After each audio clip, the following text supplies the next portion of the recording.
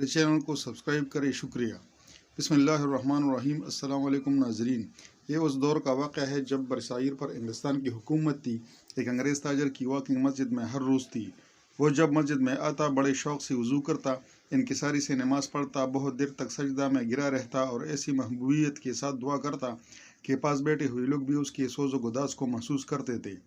ناظرین گرامی، ایک دن مسجد کے امام صاحب نے پوچھا، آپ کے قبول اسلام کا سبب کیا ہے؟ تو انگریز نے جواب دیا کہ نماز کی کشش میرے قبول اسلام کی وجہ بنی۔ امام صاحب نے پوچھا، مگر نماز تو آپ نے قبول اسلام کے بعد بھی پڑھی ہوگی؟ اس نے جواب دیا، نہیں، نماز قبول اسلام سے پہلے بھی پڑھتا تھا، میں نے اسلام تو بعد میں قبول کیا ہے۔ امام صاحب نے حیران ہو کر کہا، یہ بڑی عجیب بات ہے، میں سمجھ نہیں سکا، کیا آپ ذرا تفصیل سے بتائیں گے کہ اسلام سے پہلے نماز تک آپ کی رسائی کیسی ہوئی؟ انگریز نے کہا، میرے قبول اسلام کا واقعہ یقیناً بڑا عجیب ہے۔ وہ اس طرح کہ 1912 میں مشرقی افریقہ میں برطانوی علاقہ کینیا میں آباد ہوا اور وہاں میں نے ایک بڑا کاروبار سیٹ کر لیا۔ پروٹسٹنٹ عیسائی تھا اور اپنے عقیدے میں بہت سخت تھا۔ حضرت عیسیٰ علیہ السلام کے پیغام پر حد درجہ مطمئن تھا۔ اگرچہ کاروبار میں میرا وقت کا بڑا حصہ بیرون ممالک کے سفر میں گزرتا تھا، لیکن کاروبار کی سخت مصروفیت بھی مجھے جلسوں کی شرکت سے باز نہ رکھتی تھی۔ انجیل کا ایک نسخہ ہر وقت میرے ساتھ ہوتا تھا اور میرا یہ ایمان تھا کہ میری روح کا زیور یہی ہے۔ اس دوران میں نے وہاں پہلی مرتبہ اسلام کی تاریخی جگہوں کی سیر کی۔ میں دریائے نیل دیکھ کر فرعون کی حالت اور حضرت موسیٰ علیہ السلام کے واقعہ سے آگاہ ہوا۔ میں نے وہاں کے مشہور تاریخی اور دینی ادارے جامعہ ازہر کی زیارت کی، مسجد محمد علی کبیر، مسجد محمد حسین اور مسجد سیدہ کو دیکھا۔ ان زیارتوں کا میرے دل پر خاص اثر ہوا۔ اس کے بعد میں کثرت سے مصر جانے لگا۔ آہستہ آہستہ میری یہ حالت ہو گئی کہ جب بھی کاروبار سے ذرا فارغ ہوتا، ایک اندرونی جذبہ میرے دل کو پکڑ لیتا اور مجھے اسلامی مسجدوں میں لے جاتا۔ میں وہاں خدا پرستی، دل نواز کیفیتیں دیکھتا تھا کہ جن سے دل کے بھی سیر نہ ہوتا تھا۔ وہاں ایک شخص ایک اونچی مینار پر کھڑا ہو جاتا، اذان دیتا، جس سے مسجد کی فضائیں جھومنے لگتی۔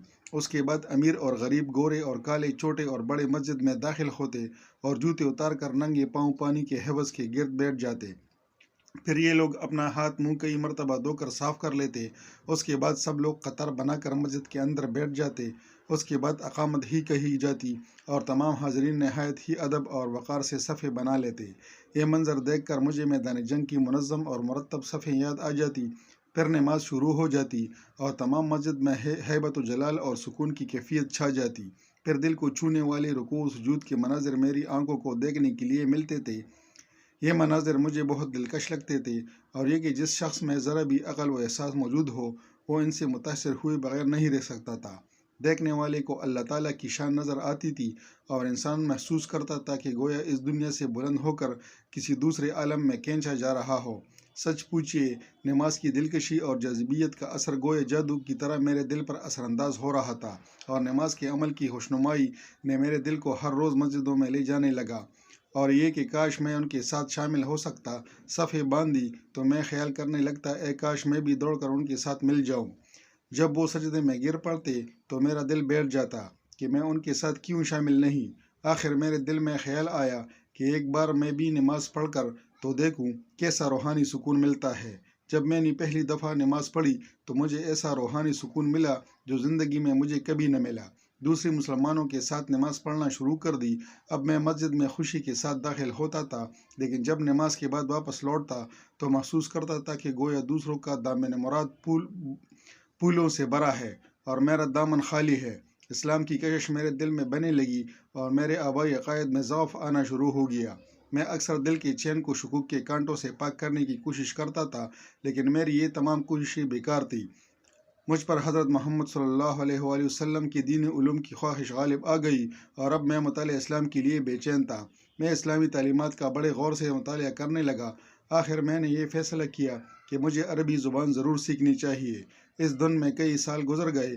جس قدر اسلام کے متعلق میری بحث و تحقیق کا سلسلہ بڑھتا چلا گیا، اسی قدر میری روحانی پیاس بڑھتی چلی گئی۔ آخر کار میں پوری طرح اسلام کی طرف مائل ہو گیا۔ ایک دن میں نے اذان سنی، ناگہاں کسی چیز نے میرے دل کو کھینچا۔ میں امام صاحب کے پاس گیا اور کلمہ پڑھ کر مسلمان ہو گیا۔ اب میں پوری طور سے مسلمان ہوں اور میری رائے ہے کہ کوئی دین اور مذہب اسلام کا مقابلہ نہیں کر سکتا۔ ناظرین، اسلام ہی سچا مذہب ہے اور سچائی کبھی چھپ نہیں سکتی۔ انشاءاللہ وہ وقت دور نہیں جب پوری دنیا پر اسلام غالب ہوگا۔